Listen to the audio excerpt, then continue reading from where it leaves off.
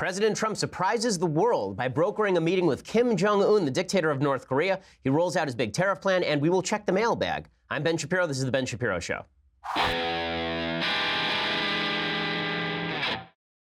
Every news cycle is now 33.3 milliseconds long. That's how fast the news moves these days. Yesterday, there were a bevy of headlines coming out of the Trump administration. We'll get to all of them. We'll do full analysis of the president's big announcement that he wants to meet with Kim Jong Un, the dictator of North Korea, in just a second. First, I want to say thank you to our sponsors over at Blue Apron. So everyone in the office is using Blue Apron. People all over the country are using Blue Apron. That's for a reason. Blue Apron is the leading meal kit delivery service in the United States. And here's the way that it works. They send you the freshest ingredients, all prepackaged in the proper amounts, and you sit in your house and you cook with your family. There's no more fun thing than cooking with your kids. I know I do it with my daughter all the time. It's a blast. And not only that, when you cook that fresh home-cooked meal, it just tastes better. It's better to eat at home with the kids. Now, I'm in a situation in my house where I've got such young children that when we go to a restaurant, there's a good shot that some table is going to get pushed over. So eating at home is a must. When you have young kids, there's nothing better than eating at home. And there's nothing easier than making it happen with Blue Apron. They're the #1 fresh ingredient and recipe delivery service in the country, and they offer a wide variety of plans. They offer convenience and variety. They deliver fresh, pre-portioned ingredients, step-by-step recipes right to your door. These can be cooked in under 45 minutes. The menu changes every single week based on what's in season. It's designed by Blue Apron's in-house culinary team, and they offer 12 new recipes. Every week, customers can pick 2, 3, 4 recipes depending on what best fits your schedule. And, of course, they send only the highest quality ingredients. It's just awesome. And Blue Apron is treating Ben Shapiro listeners to $30 off your first order if you visit blueapron.com/Shapiro. That's blueapron.com/Shapiro. We're talking about meals that make you feel like a gourmet. We're talking pan-fried chicken breast with sweet and tangy zucchini, quick bucatini with broccoli, and pecorino cheese. Don't even know what that is, but I'm looking at a picture of it. It looks amazing. Italian-style shrimp and sweet peppers, good for my non-Jewish friends. Over at Frigola Sarda pasta, so many amazing sounding meals. And you'll be making these in your house with the greatest of ease. Blueapron.com/Shapiro means that you're getting $30 off your first order when you use that /Shapiro. Blue Apron is a better way to cook. Again, it's fresher ingredients, it tastes better, and it's more fun. The family that cooks together stays together. Blueapron.com/Shapiro. Again, get $30 off and let them know that we sent you by using that /Shapiro. Okay, so the big announcement yesterday from the Trump administration is that President Trump was now open to meeting with Kim Jong Un, and they were attempting to broker some sort of meeting, maybe in Pyongyang, maybe in the middle of North Korea. It's possible. They're talking about the president doing this in May. Well, there are a few issues with this, and it's very interesting to watch as the right and the left split on this issue, because the left cheered when President Obama, you remember when he was Senator Obama in 2008, in a speech, he said that he would meet with the leaders of Iran, North Korea, without preconditions. Right? He would meet with them without getting anything in return to even sit at the table with them. And a lot of people like me, said that's terrible. Why would you possibly do that? Because now you're giving legitimacy to evil regimes without them having to give up anything. And well, now President Trump seems to be doing some of the same sort of stuff, and people on the right are split. There are a bunch of people on the right who think this is just great, and a bunch of people on the right who think it kind of stinks. And then there are a bunch of folks on the left who celebrated when Obama said that. Oh, look at that. It's a new, open foreign policy. It's just going to be amazing. And now Trump's doing it, and they're confused. Are they supposed to be mad, or are they supposed to be happy? And so you're seeing this bizarre split in alliances among political allies and weird new alliances forming among political enemies, all about Trump meeting with Kim Jong Un. So first, we have to do a little bit of background here. So Kim Jong Un obviously is the dictator of the most repressive country on planet Earth. It is basically a giant gulag. Thousands of people are still in prison camps today under Kim Jong Un, and he has obviously been threatening the world with nuclear weapons. He's been test-firing ICBMs, intercontinental ballistic missiles, that are apparently capable of hitting the United States. He's been testing more and more powerful nuclear weapons. He's been threatening shipping lanes, and he's been using bellicose language toward South Korea. Now, what's weird is that South Korea has moved in the direction of appeasement. So they've elected their own sort of Neville Chamberlain figure. That would be the president of North Korea, whose name is Moon. And the president of North Korea is committed to what he calls a sunlight policy. The sunlight policy is a policy of détente with the North Koreans. President Moon Jae-in is actually the guy who conveyed Kim's supposed offer to meet to the Americans. His office said that North Korea, quote, has ample intention of holding talks with the United States.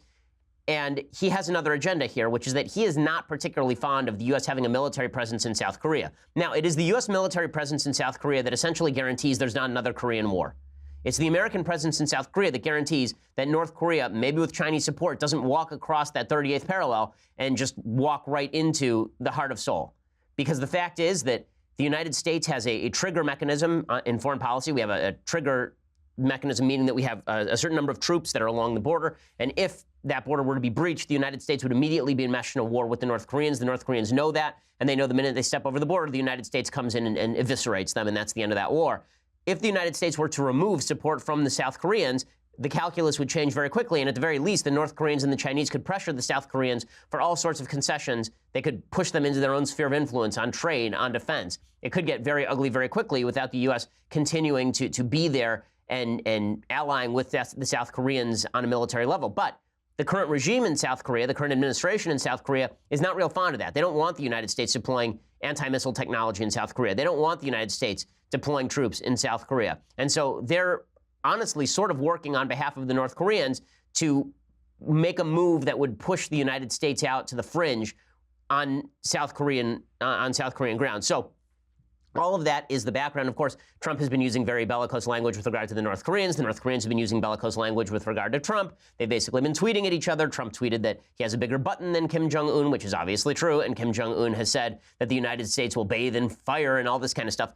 And so the talking point for people who are big Trump fans is that Trump forced the North Koreans to the table with all of this language. That Trump showed he wasn't going to budge, and now the North Koreans are going to come to the table and they're going to cave. That seems unlikely to me. It seems more like this is a calculated ploy by the North Koreans to gain concessions from the West in exchange for an empty promise. The reason I say this is because this has been the North Korean way of doing business for nigh on 60 years at this point. They've constantly threatened the West. They've constantly gotten concessions. They've constantly gotten cash and food and even nuclear help under the 1994 framework North Korea negotiated by Bill Clinton and Jimmy Carter. Under all of that, the North Koreans have always gained and the West has always lost. The North Koreans have never felt the need to give up their nuclear program. They've continued to progress their nuclear program even as we continue to sign checks to them. So this all started yesterday with the South Korean security advisor Chung Yu-yong. I think I'm pronouncing that wrong, but he said that North Korea is now committed to denuclearization. I'll explain what he means by this in a second, because if you read the headline, that sounds great. North Korea is going to get rid of its nukes. If you know what he means, it's not that great. Here's what he had to say. I told President Trump that in our meeting, North Korean leader Kim Jong Un said he is committed to denuclearization. Kim pledged that North Korea will refrain from any further nuclear or missile tests. He understands that the routine joint military exercises between the Republic of Korea and the United States must continue. Okay, so basically that's the South Korean government saying, well, Kim said he's not going to fire any more ICBMs or test any more missiles. Well, we're not super worried about the test at this point. We're worried about the continued development of the technology, because he can restart the test anytime he wants. A promise to stop tests so that he can get in the room with Trump and get a picture walking out with Trump and show his own people that he is a powerful leader on par with Trump is fine with him. I mean, if that means 6 weeks of refraining from firing missiles, he can probably handle that. Remember, it's already the middle of March. May is coming up really quickly. So so basically he's promised that for the next 6 weeks he won't fire a missile. Whoop-de-doo. Whoop-de-doo. When he says that North Korea is committed to denuclearization, understand the absolute stated program of the North Korean government is we want denuclearization of the entire peninsula. What that means is we want the United States to remove its troops from South Korea. So we'll get rid of our nuclear program if and only if the United States removes its troops from South Korea and the United States stops engaging in military exercises with the South Koreans. I think that Kim wants to make that pitch directly to Trump. He wants to say, listen, we can walk out of here with the greatest deal. You'll win the Nobel Peace Prize. Right? We'll walk out of here and you'll have been the guy who disarmed the Kim regime, and I'll have been the guy who allowed the Korean Peninsula to finally stand up on its own. He can make a nationalist appeal to Trump, and it would be a bad move by Trump because, again, if the United States does not have troops in South Korea, this radically changes the situation on the ground, not only militarily, but in terms of economics and trade, in terms of foreign policy, spheres of influence, protection of particular trade corridors. Right? All of this goes in by the wayside if the United States were to pull its troops out of South Korea, which is why we've never really considered it before. It's possible, however, that Trump falls for that routine. So the question in Trump meeting with North Korea is this Trump and Gorbachev, right? Is this Reagan and Gorbachev, where Reagan basically strong-arms Gorbachev and refuses to make concessions to Gorbachev? Or is this Nixon to China? Is this Trump goes to the North Koreans and the North Koreans lie to him and then he buys it because now he's going to get a political win out of it? Well, it certainly sounds like Trump is very positive about all of this. He sees this as a big win. Here's Trump talking about North Korea acting very positively all of a sudden. We're going to see. They seem to be acting positively, but we're going to see. We'll know, and I'm willing to go, as you probably noticed this morning, where we sent out through social media a statement, willing to go either way. Hopefully, it's going to be the proper way. The proper way is the way that everybody knows and everybody wants. Okay, so this is all very nice and very happy-dappy-do. He tweeted something out similar yesterday about North Koreans. He said, great progress is being made. He said, Kim Jong Un talked about denuclearization with the South Korean representatives, not just a freeze. Also, no missile testing by North Korea during this period of time. Great progress being made, but sanctions will remain until an agreement is reached. Meeting being planned. Okay, so he sounds very positive about all of this. And the way that Trump fans are playing this is that Trump has won, right? The little rocket man blinked. This is what Sean Hannity says, that Trump has shellacked Kim Jong Un into surrender. Of course, this is what Sean is going to say. Sean is a big Trump fan, and obviously he thinks everything Trump does is a work of magnificent genius. Here was his take. Major breaking news tonight, a huge foreign policy win for President Trump. Little rocket man blinks. Now, the president's tough rhetoric, his bold action, his severe sanctions, they appear to be working tonight. President Trump is accepting an invitation to meet with the North Korean dictator Kim Jong Un by May, and Pyongyang is agreeing to stop all nuclear and missile tests while these talks are underway, and the sanctions, they will continue. Okay, that is not exactly the correct take, I think. I think the idea that there is a big blink here by Kim, the question is, what is Kim giving up? And the answer is nothing. Right? Kim is giving up nothing, and he's going to get a picture with Trump walking out arm in arm, hands out raised, right, like Neville Chamberlain and Adolf Hitler, and that's a real possibility. The question here is, are those fabled negotiation skills of Trump so magical? Is he really going to be able to get into a room with Kim and then get Kim to denuclearize and we retain all of our troops there? We still have sanctions that snap back into place if something should go wrong. We still have verifiability of their denuclearization. Are all those things really going to happen? Do you think they're really going to happen? Because I'm very skeptical they're going to happen. I'm very skeptical the Kim regime is going to give up all of that just because Trump tweeted some nasty things about Kim. It doesn't make any real politic sense. Like, play Kim for a second. Get yourself out of the American political context and play Kim for a second. If you were the Kim regime, how exactly would you play this? Well, I'll explain what you would do if you were the Kim regime and why I'm so skeptical that anything is going to come out of this that's positive for the United States in just a second. But first, I want to say thank you to our sponsors over at FilterBuy. So, the reality is that right now it is very cold outside and you're spending a lot of time inside. And because you're spending a lot of time inside, you are breathing in a lot of filtered air. Well, filtered air very often is dirtier than the air outside, but it doesn't have to be that way. FilterBuy is America's leading provider of HVAC filters for homes and small businesses, and they want you to breathe better. They carry over 600 different filter sizes, including custom options, all shipped free within 24 hours. Plus, they are manufactured right here in the United States. They offer a multitude of MERV options all the way up to hospital grade, so you're removing that dangerous pollen, the mold, the dust, the other allergy-aggravating pollution while maximizing the efficiency of your system. And just as importantly, they have a subscription plan, so when you order those filters, they will be refreshed every so often, ensuring that you are never breathing unclean air, that you put in the new filters, you forget about it for 3 years, you look at it, and it's filled with mold. That's never going to happen again when you get on their subscription plan. Right now, you can get 5% when you set up auto delivery, so you never need to think about those air filters again. Breathe better with FilterBuy.com. It's FilterBuy.com. That's FilterBuy.com. And right now, again, when you order through FilterBuy.com, you save 5% when you set up that auto delivery system. And again, all orders ship free within 24 hours, 600 size options. Make sure that the air that you and your family are breathing is clean. It's just the least you can do to make sure that your kids are healthy. So check it out at FilterBuy.com. Make sure you're healthy as well, obviously. FilterBuy.com, FilterBuy.com. Get 5% off when you get that auto delivery program. Okay, so imagine that you are Kim Jong Un for a second. Let's get out of Trump's head. We spend so much time in American politics in the head of Donald Trump, which is a weird place. Now, let's be real. It's kind of a weird place. An even weirder place is the Kim regime. But I'm not convinced, and I've never been convinced, that the Kim regime is crazy. I've never been convinced that Kim Jong Un is a crazy guy. It seems to me that he is a person who is out for self-preservation and preservation of his evil regime.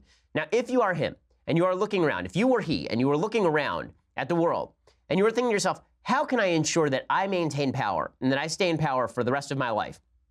And the first thing you would do is develop nuclear weapons. Right? That is the very first thing that you would do, because that would ensure that there is a deterrent. That should the United States attack you, you threaten to nuke Seoul, and that's the end of it. right? You get to stay because no one wants Seoul moved. No one wants 100,000 people dead in the middle of Seoul, even if it means liberating the North Korean people who've been subjugated for decades on end. So you want your nuclear weapons. But what you also want is economic support from the West. You want them signing checks to you. And so what you do is every so often, you offer to give up your nuclear weapons, and you say, we'll give those things right up. We'll make concessions to you. Just sign us some checks. Remove the sanctions, sign us some checks. We won't do any testing. We won't fire missiles. We won't test our bombs. And then you spend the next 3 years in the bunker developing new weapons. And then 3 years later, you come out and you do the same routine. And there are new sanctions, another round of sanctions, and you've shown the world that you're strong and that they're deterred. That's the way this logic works. It's not illogical what Kim is doing. It's not. I mean, threatening the United States sounds illogical. It's not illogical because the whole point of him threatening the United States is to prevent the United States from invading his country and sacking him, or to prevent the North Koreans themselves from sacking him. Right? That's the whole point here. So why does he want to meet with Trump? Because again, it gives him that sort of legitimacy. Now, what's funny is you're seeing the left-wing media very excited about all of this. Erin Burnett said that if Trump solves North Korea, he will be seen as a great president. Here's what she had to say. All right. Well, thanks very much to all of you. Just an extraordinary evening and, of course, opening the door to the big question. If President Trump can truly solve this problem, that would be going down as a great president. And there's no way around that. That is the reality here. Okay. Well, is that the reality, or is it just that you are going to celebrate that? And if that's the case, if that's what Trump is going for, if what Trump really wants out of life is this big win, then I'm not sure exactly, how he doesn't get played by Kim. The way that you negotiate best is when you're willing to walk away from the table. The question now is Trump going to be willing to walk away from the table? That's questionable. That's questionable. I'll explain why in just a second. So there are a bunch of good commentary pieces out about what's happening right now. The biggest problem here is that you could see a situation in which Trump goes into the meeting. An offer is made by Kim. It's not a good offer. It's an offer like, get all the troops out of South Korea and we will denuclearize. And Trump says, sure, let's do it. Because, hell, I don't really like this alliance with South Korea all that much anyway. I've made noises along those lines. There's a good piece by Thomas Wright over at The Atlantic talking about all of this, pointing out that Trump is not oriented toward the alliance with North Korea in a particularly strong way. Wright says, since the mid-1980s, he has argued that America's alliances are a bad deal. Initially, his wrath was focused on Japan and the Arab states, but in 2013, he said, how long will we go on defending South Korea from North Korea without payment? When will they start to pay us? And then he said, in 2015, we have 28,000 soldiers on the line in South Korea. Between the madman and them, we get practically nothing compared to the cost of this. So maybe he will get to withdraw troops, which he wants, in exchange for an end to ICBM testing, which he also wants. You could see Trump making this deal. It would be bad for the United States because that's bad policy. It's possible that he plays this as America first. And it's also possible that Trump is ego invested. And that wouldn't be unique to Trump. One of the big problems with meeting with dictators, like the dictators of Iran, one of the biggest problems here is that when you do that, you end up in a situation where if you do not proclaim a win, it is seen as a political loss. So when President Obama spent an awful lot of time negotiating a deal with the Iranian mullahs, with the worst people on earth, it gave him a stake in then proclaiming that they were not actually violating law. It gave him a stake in pretending that Iran was a moderate state. So remember, the whole pitch in Iran that was pushed by Ben Rhodes, that liar par excellence, the lie was that the Iranians had moderated and that they wanted to meet with us because they had moderated. And then we made concessions to them because they had moderated. And our concessions would make them further moderate. None of that was true. They're just as extreme and radical and evil as they always have been. The Iranian government has always been this. They have not changed one iota. They have, if anything, strengthened their pro-terror regime. But all of Obama's acolytes will still tell you that Obama maintained the moderation of the regime, that Obama pushed that regime toward the center. The reason being that Obama was invested in the success of his deal. And if it turned out that Iran basically just screwed him and took the money and ran, then Obama looks like a sucker. Well, Trump may feel the same sort of thing. If he gets in a room with Kim, there's two possibilities. He walks out of the room pissed, or he walks out feeling like he's won something. The media cheer him, he wins a Nobel Peace Prize, and then he spends the rest of his presidency talking about how North Korea has moderated under his influence. That's a serious possibility here. And it's not a serious reality. I just don't think North Korea is going to change anytime soon. I don't think they're going to open up. I don't think that we're looking at Gorbachev and Kim Jong Un. I don't think that we're looking at anything remotely like that. Now, again, maybe I'm totally wrong. It's possible. It's possible that Trump is the creature of genius that his supporters suggest he is. Noah Rothman at Commentary says, sometimes it takes an outsider unburdened by the stifling conventions and preconceptions that impede the practice of diplomacy to see the obvious. Trump is that outsider. Sometimes Trump's distance from diplomacy's precepts allow him to see its hobgoblins as they are. That was the case when his administration threw away custom by deciding again to consign North Korea to the list of state terror sponsors, to institute a renewed sanctions regime targeting Iran, and to move the U.S. embassy to Jerusalem. Noah Rothman, by the way, is not a Trump fan. He really does not like Trump. But what he's saying here is possible, right? The risk that professional diplomats feared would result from these maneuvers never materialized, and only a risk-prone executive could have achieved these successes. Trump's particular facility is not without its dangers. Sometimes the conventional wisdom is conventional for a reason. Donald Trump's decision to sit down with North Korea's Kim Jong Un at Pyongyang's request, for example, is fraught with more potential for risk than reward. So here is the risk. He says, on Thursday night, Trump said that he'd received a letter from the North Korean despot from the South Koreans, and he said that he had been willing to sit down with him.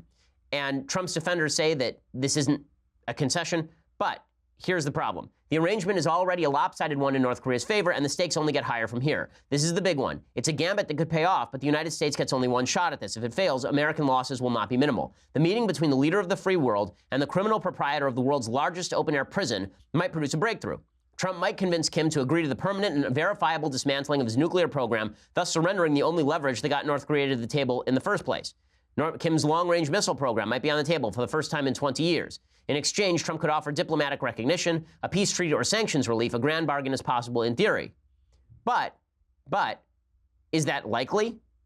Is that likely?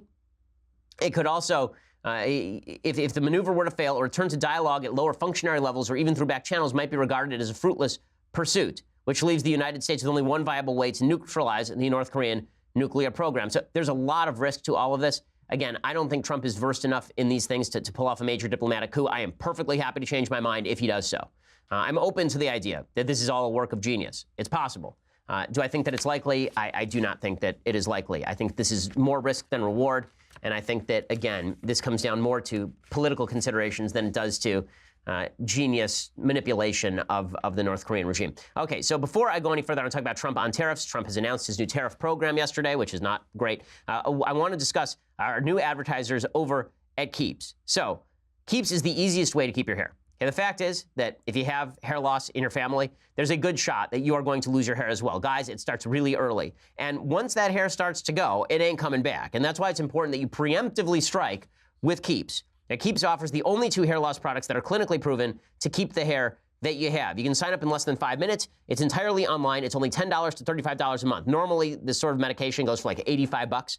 Okay, this is half of what you would typically pay at the pharmacy. Getting started with Keeps is really easy. So you just answer a few questions and you snap some photos. I've done it myself. You snap some photos of the top of your head and you send them in, and then a licensed doctor remotely reviews your information and gives you the right prescription, all without ever leaving your couch. And within 2 to 3 days, a 3-month supply of your treatment will arrive perfectly packaged at your door. There are only 2 treatments that are FDA licensed, and Keeps offers both of them. Stop hair loss today the easy way with Keeps offering customized treatment plans with the only clinically proven hair loss products for about $1 a day from the comfort of your couch. To receive your first month of treatment for free, go to keeps.com/Ben. It's a pretty awesome deal. Keeps.com/Ben. That is KEEPS.com/Ben. A free month of treatment at keeps.com/Ben. It keeps your hair today, because if you don't do it today, it's going to be gone tomorrow. Again, even if you have your hair right now, then you should be wary if your dad is missing his, for example. So make sure that you get started now, and that hair's a useful thing to have. Keeps.com/Ben, and you get a month of treatment for free. Again, this is all through licensed doctors who review your information. So check that out. Keeps.com/Ben.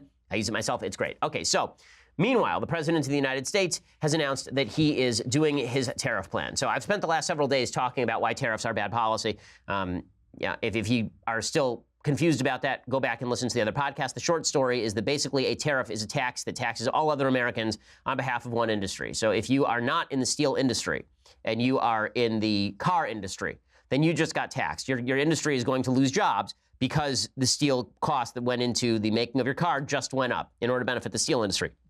So Trump only has authority to do this under a 50-year-old law that gives him the ability to say that national security concerns are driving him on tariffs. So here is Trump proclaiming that this was a security consideration. It is, by the way, not a security consideration. It is pretty clearly not a security consideration in any serious way. I mean, the fact is that well over 70% of all American steel consumed in the United States is American, meaning that all the steel that we consume is American steel. The amount that's coming from China is like 2%. The countries that are most affected by these tariffs are importing 6% total of America's steel because Trump has now exempted Canada and Mexico. So it's amazing. The same guy who says that NAFTA is a real boondoggle is saying that we have to ensure that Canada and Mexico can still ship steel into the United States. Canada is the #1 importer of steel, exporter of steel from Canada into the United States. Again, none of this is good economic policy. It is worth noting, by the way, that the Trump economy is booming. Okay, so in February, we gained 313,000 jobs. That is a massive number of jobs.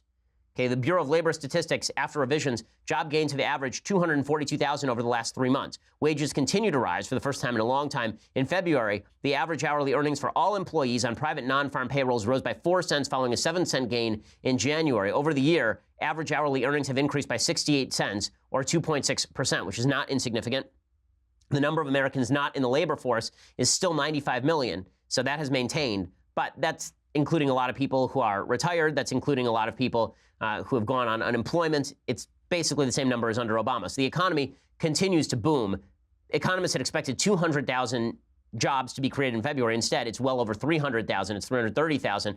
So why would this be the best time for the president to undermine the economy with a set of tariffs that are sure to rock the markets? It doesn't make a lot of sense, but here's Trump saying that he's doing it for security reasons. The actions we're taking today are not a matter of choice. They're a matter of necessity for our security.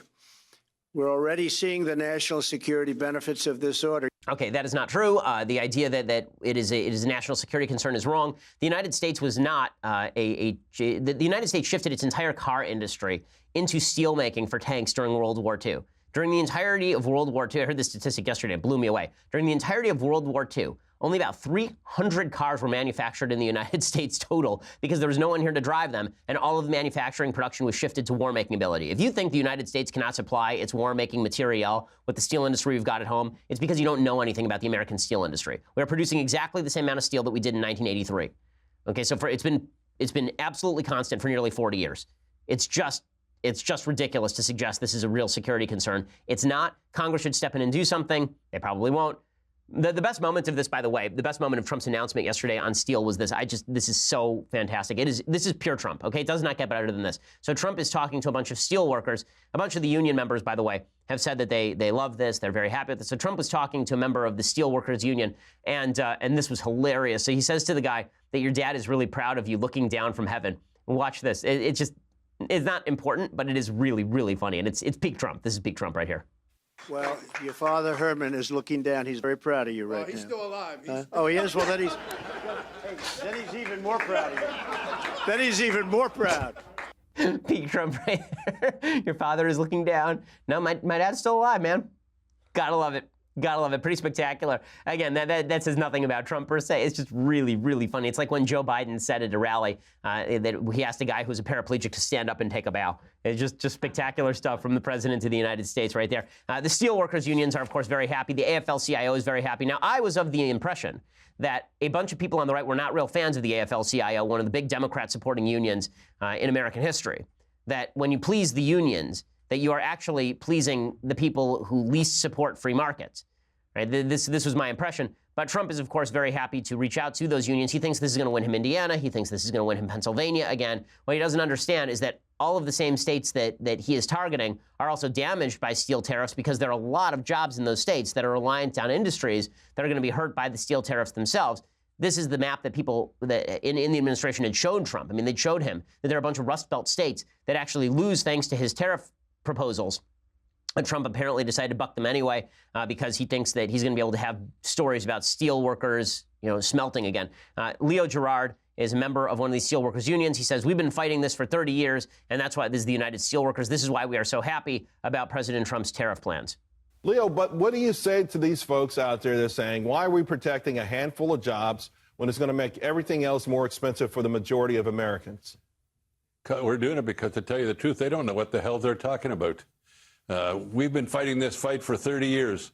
And for 30 years, the American steel industry, the American aluminum industry has been under attack by countries that don't play by the rules. Okay, so a couple of things that are worth noting here. So the language of don't play by the rules is kind of a weird language. So what rules are they not playing by? If the idea is that the United States has different environmental regulations than China, obviously that's true.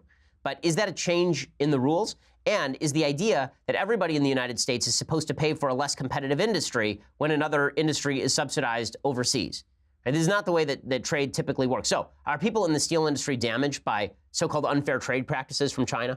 You know, China using manual labor, China subsidizing its industries. There's no question that the steel industry in the United States is damaged by that. Now, it is true the vast majority of jobs that have been lost in the steel industry have not been lost thanks to Chinese competition. They have been lost thanks to technology, because the United States has actually gotten stronger in its steel industry because they've developed new technologies that make us more competitive. It's one of the reasons why competition, open competition, is better. Punishing the rest of the United States because China has lower environmental regulations in order to save a particular industry, I'm not sure what makes the steel industry any more special than farming. I'm not sure what makes farming any more special than healthcare. I'm not sure what makes healthcare any more special than media. A job is a job is a job in the United States, and there's a good case to be made that a lot of the people who say they would be happy working in the steel industry would be a lot happier not working in the steel industry if the shift of jobs in the United States is any indicator. Right? People tend to be happier with their jobs now than they were 40 years ago. All of that said, is it true that there are a bunch of countries that have subsidized their own steel regimes in order to, their own steel industries in order to undercut the United States? The answer is yes, but the solution to that is not necessarily for us to try to reciprocally harm those countries. And just because those countries decide to tax their own citizens in order to benefit the steel industry doesn't mean that we have to do the same. And that seems like foolish policy to me. Right? Just because they decide to cut off their own economy at the knees to help their steel industry grow doesn't mean that we ought to do the same. Economies are more than steel, obviously. So we're going to discuss this a little bit more. We'll talk about congressional blowback on all of this. Plus, President Trump has one nominee to a federal position that has been largely overlooked, and there's no excuse for overlooking this nominee because it's a real problem. Plus, there's big breaking news about a possible Supreme Court vacancy. We'll talk about that. But you're going to have to go over to dailywire.com for that. So for $9.99 a month, you can subscribe to dailywire.com. When you do, you get the rest of this show live. You get to be part of my mailbag. So today, right here in my hands, I hold questions from the mailbag. We only answer questions from people who subscribe. And we answer live questions from people who subscribe. Also, we have an episode of The Conversation coming up Tuesday, March 13th, 5:30 p.m. Eastern, 2:30 p.m. Pacific, featuring me. Subscribe today to be a part of the conversation, and then I can answer your questions in an hour-long live Q&A. My conversation will stream live on the Ben Shapiro Facebook page and the Daily Wire YouTube channel. It'll be free for everyone to watch. Only subscribers can ask the questions. To ask those questions as a subscriber, log into our website, dailywire.com. You head over to the conversation page, and you watch the live stream. And then you just start typing your questions into the Daily Wire chat box, and I will answer those questions as they come in for an entire hour, unless you keep asking about pudding, as always, guys. Once again, subscribe to get your questions answered by me, Tuesday, March 13th, 5:30 p.m. Eastern, 2:30 p.m. Pacific, and join the conversation. So you get all of those magical things with the subscription. And if you want this, the very greatest in all beverage vessels, leftist tears, hot or cold tumbler, all you have to do is get the annual subscription for $99 a year. It is cheaper than the monthly, and you will be refreshed and emboldened by use of this beverage vessel when you get the annual subscription. You just want to listen free for free later? Go over to YouTube, go over to iTunes. Please subscribe. Please leave us a review. It always helps us. We are the largest, fastest growing conservative podcast in the nation.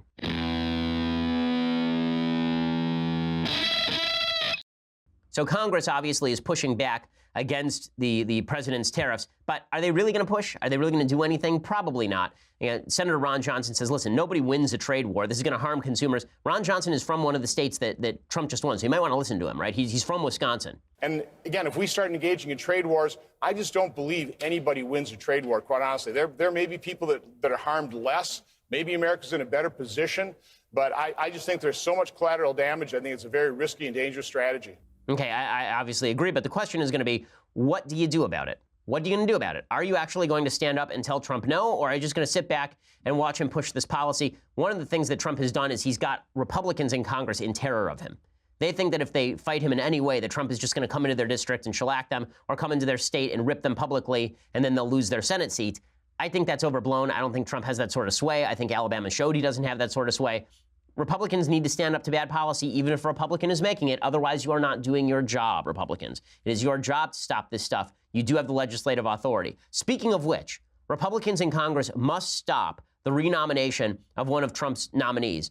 Okay, this nominee's name is Chai Feldblum. Chai Feldblum is a radical Obama appointee to the Equal Employment Opportunity Commission. Okay, the EEOC has the power to regulate industry all over the United States, to withdraw federal contracts from any business that doesn't meet the dictates of the EEOC. Industries are routinely sued under the auspices of the EEOC.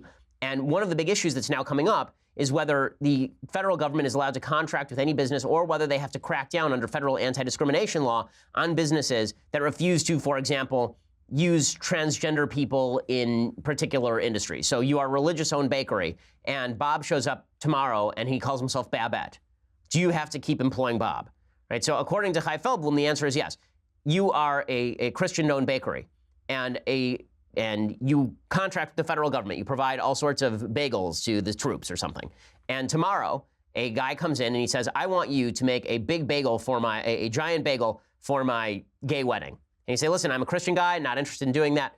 This comes up before the EEOC. How do they rule? These are serious questions. The EEOC has an enormous amount of power. Daniel Horowitz over at Conservative Review says the same power the Consumer Financial Protection Bureau wields over financial institutions, the EEOC wields over property rights, societal norms, and discrimination laws. It holds unconstitutional quasi-legislative and quasi-judicial powers to trump up and adjudicate charges against businesses and colleges over quotas and discrimination.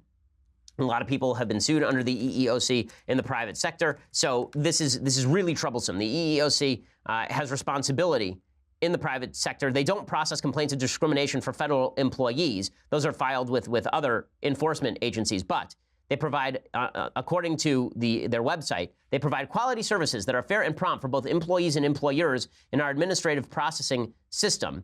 And their job is to mediate and provide settlements. They're responsible for providing hearings and appeals after the initial processing of complaints by each individual federal agency. This usually applies to federal contractors. So all of this is very troublesome. So what is Chai Feldblum doing? Chai Feldblum was an Obama appointee, and Chai Feldblum has written things like this, quote, when sexual orientation and religious freedom come into conflict, quote, I'm having a hard time coming up with any case in which religious liberty should win. Sexual liberty should win in most cases. There can be a conflict between religious liberty and sexual liberty, but in almost all cases, sexual liberty should win because that's the only way that the dignity of gay people can be affirmed in any realistic manner. So in other words, if you are a religious baker, bake the cake. Quote, just as we do not tolerate private racial beliefs that adversely affect African Americans in the commercial arena, even if such beliefs are based on religious views, we should similarly not tolerate private beliefs about sexual orientation and gender identity that adversely affect the ability of LGBT people to live in the world. So again, equating black people with gay people. So I've said for a long time, I think anti-discrimination law is largely unconstitutional. I think freedom of association means you do get to be a racist in the United States, and then we all use our market power to put you out of business. And I think that that's perfectly plausible, and I think that I take a very libertarian view of this sort of stuff, even on issues of race. And I'm a Jew, right? And Jews have been banned from country clubs in the United States. The solution to that is build your own country club. But if you want to even say that businesses should not be able to discriminate against Jews or blacks, that does not mean that businesses don't have the capacity to discriminate against behavior. A sexual orientation is one thing. Sexual behavior is another. Okay, the idea that a business doesn't have the capacity to turn down participation in a same-sex wedding is asinine. But that's what this lady says. She says, for all my sympathy for the evangelical Christian couple who may wish to run a bed and breakfast from which they can exclude unmarried straight couples and all gay couples, this is a point where I believe the zero-sum nature of the game inevitably comes into play. And in making the decision in this zero-sum game, I'm convinced society should come down on the side of protecting the liberty of LGBT people. Right? She even says that granting liberty to gay people advances a compelling government interest, and that such an interest cannot be adequately protected if pockets of resistance to a societal statement of equality are permitted to flourish. Okay, she is an LGBT fascist when it comes to the government cram-downs of particular social issues, and Trump is renominating her to the EEOC. That is unacceptable. It should be stopped by the Senate. There is no way this person should be confirmed. It is astonishing the people in the Senate are not speaking out more clearly about this. I know some people are. I believe Mike Lee from Utah is one of those folks, but it's time for the Senate to stand up on its hind legs just a little bit. Okay. Time for a couple of things I like, some things I hate, and then we'll get to the mailbag. So, things I like. We have been doing some heaven-themed things this week. So one of those things really has nothing to do with heaven, but there's some good exploration of immortality and the impact of immortality on how we think. And that, of course, is Fyodor Dostoevsky's Brothers Karamazov, one of the great novels in human history. It is a fantastic novel. There's great discussion. It's basically a philosophical treatise in the form of a murder mystery. That's essentially how Dostoevsky does his thing. Crime and Punishment is the same sort of thing. Brothers Karamazov has a lot of talk specifically about immortality and whether human beings who don't believe in heaven can construct moral systems that make any sense. There's a long conversation about this in the famous chapter of the Grand Inquisitor, in which one of the brothers, Ivan, tells the story of Jesus coming back during the Spanish Inquisition and the Grand Inquisitor questioning Jesus about why he had constructed people with such flaws. It's a fantastic book, obviously. This is, I think, the best version of the translation by Richard Peviar and Larissa Volokonsky. This is, it's the translation in these Russian novels really makes a difference. There's a new translation of War and Peace that makes a huge difference over the old translations. This is a very good translation, I think. So check that one out. Dostoevsky's Brothers Karamazov. I've never actually recommended that on the program, I believe, which is a shocker, because that's obviously one of the great novels in human history. Okay, other things that I like. So this is just really funny. So there's this Democratic legislator who decided that she was going to show the world that she hates her gun. So she went and she got her AR-15 from the closet, and then she sawed it off. Right? She wanted to show everybody that she was going to make it unworkable. So here's what she did, and then I will tell you what happened next. My husband bought this AR-15.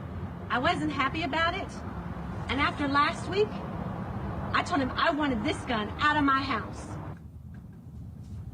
Okay, so there she goes, and she's sawing right through the barrel of the AR-15. And we've seen this routine already. The media features it every time. Mother is joining Mom's Demand Action. I'm marching with the students, marching for their lives. Okay, there's only one problem with all of this virtue signaling. The ATF, Alcohol, Tobacco, Firearms, that agency is now looking to prosecute her because it's illegal to own a sawed-off shotgun. It's illegal to own a sawed-off rifle. You're not allowed to have a rifle that has a short barrel because it is capable of being concealed more easily, and also because the spray is greater with a shotgun, particularly, like the shorter the barrel is, the greater the spray is. So she is actually now in danger of prosecution for what she just did. So virtue signaling fail. Well done, lady. Just a work of heartbreaking genius. Okay, other things that I love. This is really funny. So the New York Times had to issue one of the great all-time corrections in human history yesterday. So there was a New York Times editor who had to issue a correction because there was a piece referring to the Great Recession as, quote, the time of shedding and cold rocks. Okay, why was it referred to in a New York Times piece, the Great Recession, as the time of shedding and cold rocks? Because apparently this person who was writing the piece forgot to remove a Google Chrome extension which changes certain phrases to other phrases. Okay, it is a Google extension that translates millennials to snake people. Okay, so here is the correction from the New York Times. This is legitimate. I'm reading this word for word. Because of an editing error involving a satirical text swapping browser extension, an earlier version of this article swapped in the words time of shedding and cold rocks in place of the correct words Great Recession. Spectacular stuff. Well done. First of all, millennials to snake people is just a fantastic Chrome extension. So well done. That's the best thing the New York Times has done in years. Okay, that's just great stuff. Okay, time for a couple of things that I hate. All right, so a couple of things that I hate. So last night I was on Laura Ingram's show on Fox News, and one of the things we were discussing was President Trump had held a forum at the White House in which he discussed the supposed threat of violent video games, right? He suggested that violent video games are creating more mass shooters, and they showed this montage of what some of these violent video games look like. They're incredibly realistic, and of course they are incredibly violent.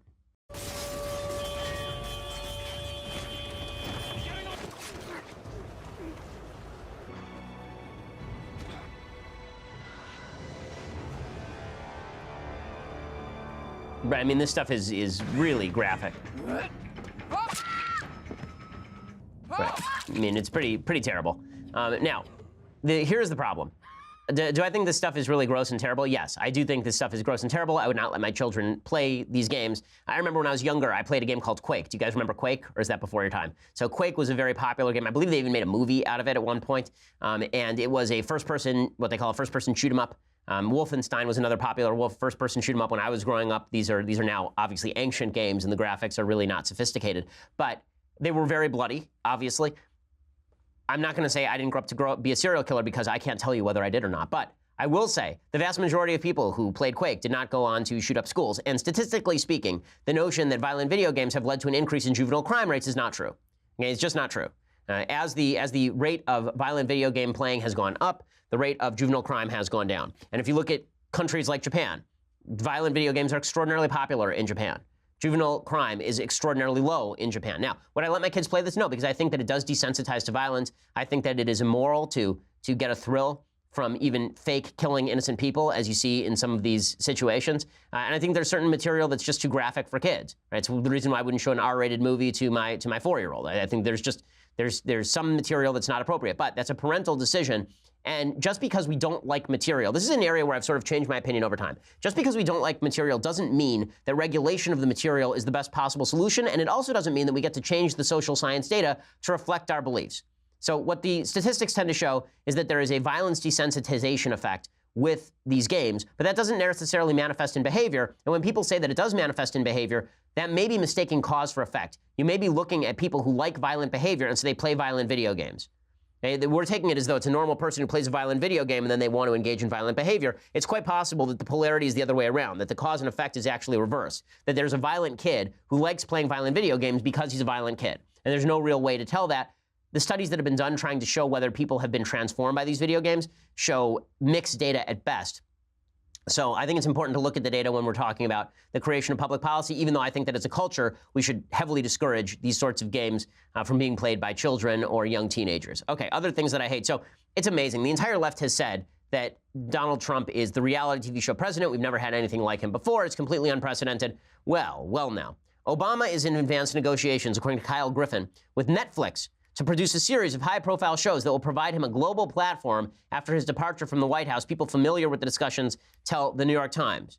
So apparently Eric Schultz, a senior advisor to the former president, issued a statement. President and Mrs. Obama have always believed in the power of storytelling to inspire. Throughout their lives, they have lifted up stories of people whose efforts to make a difference are quietly changing the world for the better. As they consider their future personal plans, they continue to explore new ways to help others tell and share their stories.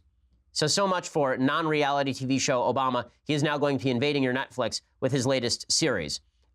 Yes, he was the Hollywood president. I said this at the time. When Trump was elected, the great irony of the situation is that Obama thought that he was this great statesman who is not a reality TV game show host. And then he had to look across the room at a guy who is his direct polar mirror. He's like Bizarro Superman, like Bizarro Obama in the form of Trump. Both reality TV show presidents, one who considers himself a great thinker and one who considers himself an entertainer. Okay, time for the mailbag. So if you're a subscriber, ask your questions now. Michelle says, hi, Ben.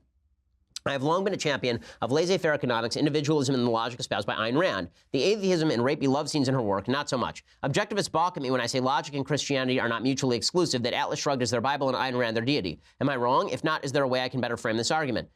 No, I mean, I think that you're not wrong. This is a debate that I'm supposed to have, I believe, with Yaron Brook at some point. I watched his video responding to me on objectivism, and what it seems to me is that what objectivists tend to do is they redefine virtue in objectivist terms. So traditional virtue has suggested that, for example, altruism is a virtue, right? Ayn Rand says altruism in personal relationships is a sin. It's not a virtue. She says that altruism is a mistake because selfishness is a virtue as it is in the marketplace. Because in the marketplace, you have a creative impulse to create. That leads you to transform the world. And then you want to take that creative impulse and you want to trade that for more capacity to fulfill that creative impulse. And that's how trade happens. This is how the world is bettered. I totally agree with this on an economic level. On a personal level, I've always said that one of the funny things about Ayn Rand's work is there are never any children in Ayn Rand's work.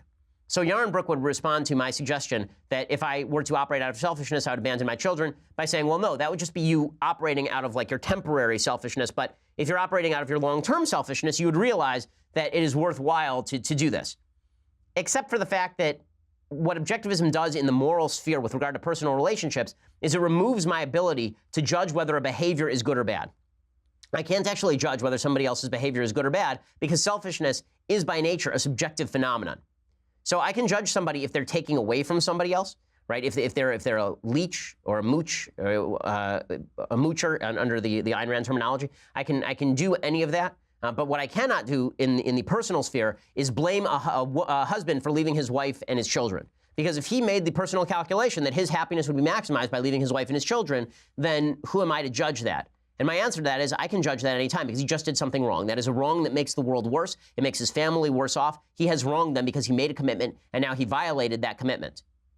And, so the objectivist would say, well, what does the commitment mean? The commitment, why should he fulfill his commitment? Because in the future, maybe he has an interest in doing so. The problem is there's a line, and I'd be interested to discuss this with Yaron, actually.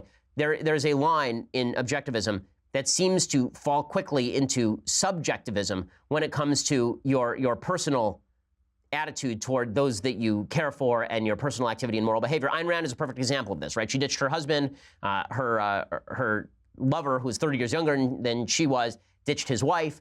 They got together. Dagny in Atlas Shrugged is hopping from bed to bed, and everybody's just sort of okay with it, right? All of her former lovers are totally fine with this. This is a giant misread of how human beings actually operate in the real world. Okay, Brendan says, hello, Ben. I saw a story on Facebook that has been getting a lot of praise on conservative pages, but it disturbed me. It's a video of a 10-year-old boy who was accused of bullying other children on the bus. As punishment, he was not allowed to ride the bus for 3 days. His father decided he was going to make his son run the mile to school every day for those 3 days as punishment. As someone who was bullied in school, what do you think about the parent's punishment? I think teaching your son not to bully by bullying him doesn't seem like it's in your child's best interest. Huge fan. Thank you so much. So I disagree. I love that story. I think that's a great story. I think bullies should be punished by their parents. I think the way you get bullies to stop bullying is by realizing that the shoe can fit on the other foot, is by realizing that there are consequences to your action. Okay, it's not through love. Bullies are not stopped through love. Bullies are stopped when they recognize that they can be on the wrong end of the bullying, and so perhaps they should think again before doing so. Liam says, hey, Ben, with all the turnover in the White House recently, would you ever consider being one of Trump's advisors if a position was offered?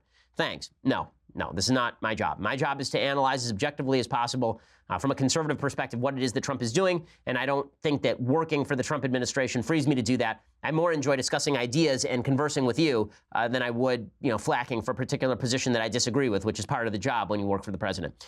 Christopher says, hi, Ben, have you ever heard of sovereign citizens? I recently came across YouTube videos of these people having bizarre interactions with police officers where they refuse to identify themselves or show ID. They always claim they don't have to follow laws because they do not consider themselves citizens of the United States. Is there any legal basis for their argument? Thanks. So this is a great philosophical question. So there's no legal basis to their argument under American law. Right? The idea is if you are born in America, you're an American citizen subject to the jurisdiction thereof. That's how American law works. It's how the law of virtually every country works. But it does pose a question for social contract theory. So if you look in philosophy, if you look at everyone from Locke to Rousseau, there's this idea of social contract theory, that people were living in a state of nature, Hobbes talks about this as well, and that we all came together and we formed a social contract, and then we decided to give up some of our liberties, essentially, or at least to hand over the cultivation of those liberties to a broader communal system, a government, in order to protect us. And this is true in Locke, it's true in Hobbes, it's true in Rousseau, although they have different definitions of the state of nature and what it was that we gave up when we exited the state of nature in favor of a state system. Okay, but there's a question. Okay, what if you are just born, right? You weren't born into a state of nature. You were born into a state. Are you subject? Did you consent to being part of that social contract? So Thomas Jefferson thought not. Thomas Jefferson thought that you actually had to, for a while in his career anyway, I think he revised it later in life, he thought that you actually had to opt into the system. It wasn't that you had the capacity to opt out. You actually had to opt in. The typical answer given by folks like Locke or Hobbes is that the state of nature was a temporary place. Once you exited as a society, that is now incumbent on your children to live under the laws of the state. But social contract theory, the idea that everyone is born into a state of nature and you get to make your own decisions, you have your own sovereignty, you get to decide which country to live in, that is, it's an interesting argument. Legally, it's not a particularly interesting argument because obviously states do have sovereignty over a certain amount of land, and that sovereignty continues even if you wish not to be part of it. If you don't like it, then you can move somewhere off the grid, which is, the best answer for sovereign citizens. Living in the middle of Boise, Idaho, and then proclaiming to the cops that you are not subject to the laws of Boise, Idaho, is obviously a strategy for winding up in jail. Clayton says, women have become increasingly involved in politics since the early 20th century. What effect do you think the influence of women in politics has had on the current political landscape? Well, again, I like to look at people as individuals. I don't think women and men are the same. It tends to be that in politics, if you look at the way that political appeals are done, that emotional appeals more often are tailored toward women, and economic appeals are more often tailored towards men. I think that obviously women, as fully sentient and rational human beings, should be not only voting, but having a voice in our politics.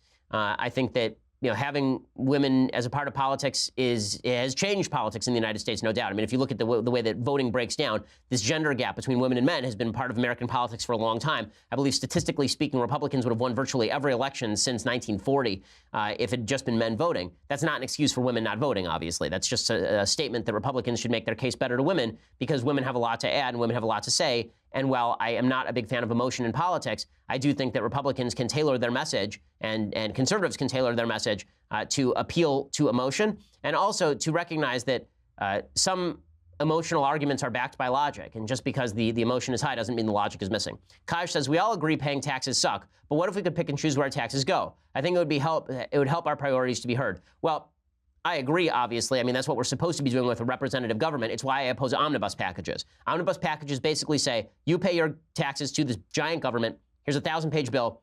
All your money is going to be distributed how we like it. I think that our representatives should present to us each thing they want to spend money on, and then we should yell at them until they stop on each one of those things, unless we like those things. And that would be a much better way of doing things. Joshua says, Dear Ben, what is your take on whether individuals should be able to fully own fully automatic rifles? During our revolution, we had the predecessor to the Gatling gun called the Puckle gun. Love the show. Keep up the good work. So my view is that fully automatic rifles do not justify the risk. The reason that I say that that does not hold true for a semi-automatic rifle is because semi-automatic rifles have been used for literally generations. I mean, we're talking since the late 19th century. And not only that, that is the very minimum of a military weapon, military-style weapon that would be necessary in order to fight the overreach of a tyrannical government.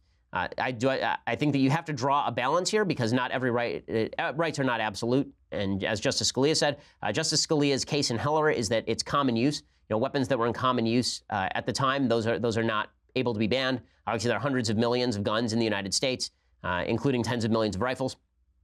And that includes semi-automatics. That's not true of automatics, which have basically been banned in the United States since the 1930s. David says, what do you think of presidential drone strikes, targeted killings from a moral and legal perspective? So I don't have a problem with drone strikes and targeted killings against terrorists abroad. I think where this becomes a moral issue, in Rand Paul's view, is when you are targeting American citizens abroad. I don't know why drone strikes are particularly worse than a soldier shooting somebody in the head. So this came up in the case of Anwar al-Awlaki, who's an American citizen abroad engaging in quasi-terrorist activity. The question was he engaging in full-scale terrorist activity that required us to shoot him on the spot, or was he engaged in activity that required us to capture him and bring him back for trial? And this also holds true on American soil. Let's say you have somebody who's engaged in a terror cell in the United States.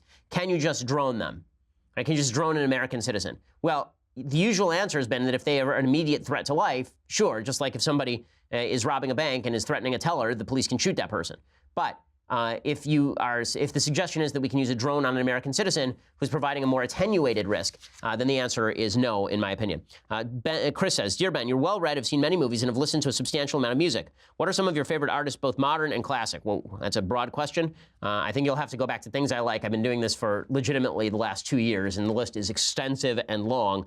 I will say that right now, I'm on a Brahms kick. I've been listening to a lot of Brahms lately, a lot of Bach lately. Bizet's Carmen has been in my rotation, so fair bit of opera. If you want some great opera, go get the user-friendly version is go get some the kind of best of Pavarotti, and you'll get some great opera. Austin says, what's the best way to explain the necessity of the Second Amendment and firearm ownership to a non-American who may not understand it? Well, the best way to explain the necessity of the Second Amendment is that the history of the world is replete with tyrannical regimes who have confiscated firearms from their own people and run roughshod over their own people or run roughshod over sovereign citizens of another state. And having an armed citizenry willing to stand up to tyranny is a prerequisite to liberty, even if those arms are never used. Travis says, Ben, my AP government teacher is very pro-gun control. He sent me an article detailing the gun control policies the founders used, including laws requiring armed citizens to appear at mandatory musters where their guns would be inspected and door-to-door surveys for appropriate weapons, which sounds outlandish for today's America. I am very pro-Second Amendment and want to remain respectful, but I also don't want to appear weak as I'm the strongest defender in our class. How do I refute this? So I'd actually want to see the specific gun control policies that he's talking about. My guess is laws requiring armed citizens to appear at mandatory musters was because there were militias, right? There were militias, and if you were a citizen between a certain age and a certain age, then you were required to be in a militia in certain states in the Union. But that wasn't to suggest that if you weren't in the militia that your gun would be confiscated. That's not quite the same thing. Private citizens owned their arms. They showed up to muster for the militia. They still owned their arms, and they used their arms for self-defense. They used those arms for hunting. And in the case of the Shays Rebellion or the Whiskey Rebellion, they used their arms for more than that. Paul says, hey, Ben, I was wondering how you stay so motivated and energetic. I'm in the last year of college in Massachusetts. I work out 6 times a week and eat pretty well, yet I lack motivation and much energy. I know about schedules. I'm not sure that makes me motivated to do an event. What do you do? Well, I think that it's important to actually lay out your day. I think you have to have a list of things you want to get done in the day, and you actually have to say, I'm going to work on something for 2 hours and no longer. The easiest thing to do is to burn yourself out on a project, and then you're just dead the rest of the day. The best thing to do is to shift. It's sort of like interval training. You know, interval training and exercise is the idea that instead of you just working out bench press for an hour, instead you do like a quick burst of energy here, and then a quick burst of energy there, and you sort of have muscle confusion. I think the same thing holds true in work. So I'll do a burst of energy where I do the show, and then I'll have a burst of energy where I write articles, and then I'll have a burst of energy where I work on my books. And I take frequent breaks. I take a break every hour, every 2 hours, get up, stretch, walk around, go for a walk. I think going outside is really important. When I was living in Massachusetts, it's really hard. It's hard not to be lethargic living in Massachusetts in the winter, let me tell you. When I was in Boston and Massachusetts in the winter, it is cold outside, you're not going outside, and this makes you lethargic and lazy because you're stuck in one room the entire day. Doesn't matter. Put on your gloves, put on your shoes, go outside, walk around for 15 minutes, come back in, you'll feel energized and better for the day. I think frequent breaks are actually a useful thing. Final question here. Josh says, with all the upcoming release of your new book on the downfall of Judeo-Christian and Aristotelian values, are there any similar books to read beforehand so that we can have a better understanding of your thought process? Thanks in advance, Josh. There's a book that I've recommended on the show before called The Passion of the Western Mind that I think is really excellent. I'm a big fan of that book. I think that The Story of Philosophy by Will Durant is a really good primer on the history of Western philosophy, really worth reading. There's a book that I'm enjoying and using as a resource, History of Political Philosophy, edited by Leo Strauss. That's a really good one. These are all thick tomes. Passion of the Western Mind is probably the least thick of those. After Virtue is another book I've recommended on the show that deals with some of these same issues, although I think I'm coming at it from a slightly different angle, by Alistair McIntyre. That is worth reading as well. So there are a few, that will give you reading for the next 4 months. So when you finish that, then we can talk. And that's if you read fast. Okay, so we will be back here on Monday with much, much more, and we'll find out fallout from the North Korean meeting, whether that's going to happen, how that's going to go down. I'm sure there will be a lot to talk about. There always is. I'm Ben Shapiro. Have a great weekend. The Ben Shapiro Show is produced by Mathis Glover, executive producer Jeremy Boring, senior producer Jonathan Hay. Our technical producer is Austin Stevens, edited by Alex Zingaro. Audio is mixed by Mike Coromina. Hair and makeup is by Jesua Olvera. The Ben Shapiro Show is a Daily Wire Forward Publishing production. Copyright Forward Publishing 2018.